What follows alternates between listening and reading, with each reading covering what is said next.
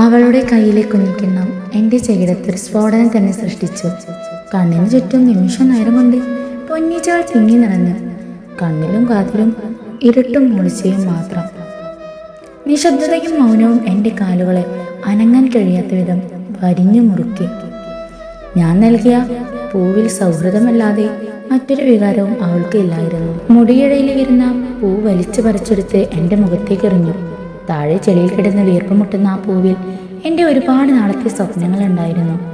എല്ലാം തകർത്ത് തരിപ്പണമാക്കിയ ആ ഒരു നശിച്ച നിമിഷത്തെ ശപിച്ചുകൊണ്ട് ഞാൻ അവിടെ നിന്ന് ഒന്നും മിണ്ടാതെ തലയും താഴ്ത്തി നടന്നു.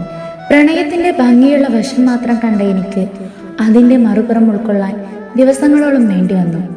പിന്നീട് ആ വെള്ളാരം കണ്ണുകൾ എന്നെ വെറുപ്പോട് നോക്കുന്ന കാഴ്ച മനസ്സിൽ 1000 മുള്ളു കുത്തിയിറങ്ങുന്ന വേദനയോടെ ഞാൻ നോക്കി നിന്നു.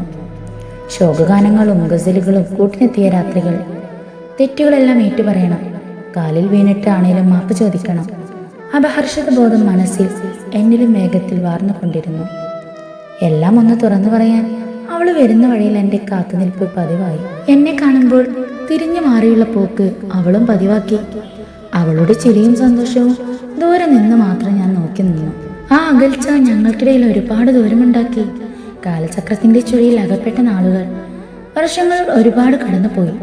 അതിനൊപ്പം സ്വപ്നങ്ങളും പ്രാരാബ്ദങ്ങളും പക്വതയും എന്നോടൊപ്പം വളർന്നു. ആ മാറ്റം ശരീരത്തിലും മനസ്സിലും പ്രതിഫലിച്ചു. ഇതിൻ്റെ ഇടയിൽ മനഃപൂർവ്വം അല്ലെങ്കിൽ പോലും പഴയകാല ഓർമ്മകളും മനസ്സിൻ്റെ അടിത്തട്ടിൽ കിടന്ന് മറവി ബോധിച്ചു. ജീവിതം രണ്ടറ്റം കൂട്ടിമുട്ടിക്കാനുള്ള പാച്ചിലാണ്. അതിനിടയിൽ എവിടെ ഓർത്തിരിക്കാൻ സമയം? വീട്ടിൽ കല്യാണ ചർച്ച പതിവായി വന്നവിടെ ഒടുവിൽ ഞാനും സമ്മതം മൂളി. വീട്ടുകാർ കാണിച്ചു തന്ന പെൺകുട്ടിയെ കല്യാണവും കഴിച്ചു. വർഷങ്ങൾ അങ്ങനെ കടന്നുപോയി. ഇന്നെനിക്ക് 4 വയസ്സുള്ളൊരു മകനുണ്ട്. അവൻ്റെ കൈയും പിടിച്ച് ഞാനിപ്പോൾ നിൽക്കുന്നത് റേഷൻ കടയുടെ മുന്നിലാണ്. ഭാര്യ എഴുതി തന്ന പച്ചക്കറികളുടെയും പലചരക്ക് സാധനങ്ങളുടെയും ലിസ്റ്റ് പോക്കറ്റിലുണ്ട്. മകനോട് കുശലം പറഞ്ഞു നിൽക്കുന്നതിനിടയിൽ പുറകിലെ ഓട്ടോറിക്ഷയുടെ ശബ്ദം കേട്ട് തിരിഞ്ഞു നോക്കിയാൽ ഞാൻ ഞെട്ടിപ്പോയി. പരിസരം മറന്ന് കുറച്ചു നേരത്തേക്ക് ഞാൻ അന്താളിച്ചു നിന്നുപോയി.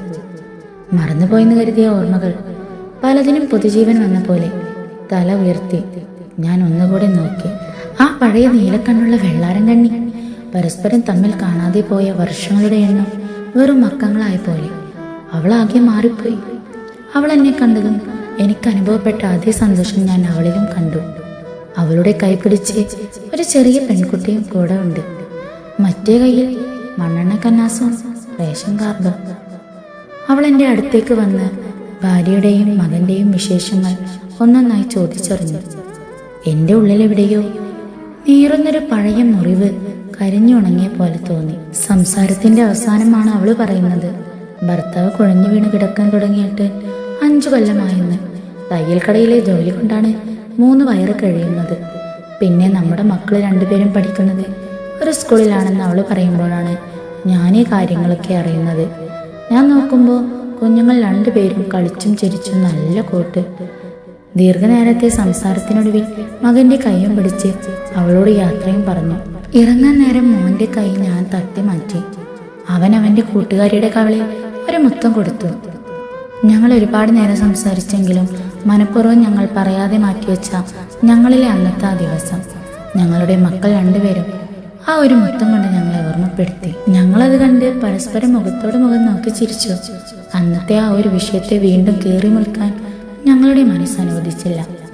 റേഷനരി തോളിലും വെച്ച് മകൻ്റെ കൈയും പിടിച്ച് അവളോട് ഒരു ചെറു ചിരിയോടെ യാത്ര പറച്ചിലും കഴിഞ്ഞ് നടന്നു. കുറച്ചു ദൂരം മുന്നോട്ട് നടന്ന പിറകിലേക്കും നോക്കി അവൾ എന്നെയും മകനെയും കണ്ണിമ വെട്ടാതെ നോക്കി നിൽപ്പുണ്ടായിരുന്നു. ആ കാഴ്ച കണ്ട് മനസ്സൊന്നുലഞ്ഞു. ഞാൻ എൻ്റെ മകൻ്റെ കയ്യിൽ മുറുകെ പിടിച്ചു. മനസ്സിലെ വികാരങ്ങളെ നിയന്ത്രിക്കാൻ ശ്രമിച്ചു. ഒരിക്കലും തുറന്നു പറയാൻ കഴിയാത്ത ചിലതൊക്കെ എപ്പോഴും മനസ്സിലൊരു ഭാരമായി തന്നെ കിടപ്പുണ്ട്. കണ്ണിലെ നനവ് ഷർട്ടിൻ്റെ കോളറിൽ തുടച്ച് പെട്ടെന്ന് പിറകിൽ നിന്ന് അവളുടെ ശബ്ദം, ഒന്ന് നിന്നേ, എനിക്കൊരു കാര്യം പറയാനുണ്ട്. അവൾ ഓടി എൻ്റെ അടുത്തേക്ക് വരാൻ തുടങ്ങി. അതുവരെ ഞാൻ പിടിച്ചു നിർത്തിയ എൻ്റെ ധൈര്യം മുഴുവനും ചോർന്നു പോകാൻ തുടങ്ങി. അവൾ എന്തായിരിക്കും എന്നോട് പറയാൻ പോകുന്നത്? അവൾ അടുക്കും തോറും എൻ്റെ ഹൃദയമിടിപ്പ് കൂടാൻ തുടങ്ങി. അല്ല, എനിക്ക് ഫോൺ നമ്പർ തന്നില്ലല്ലോ. മനസ്സിലെവിടെയോ ആ പഴയ കൗമാരക്കാരൻ മിന്നി മാഞ്ഞു.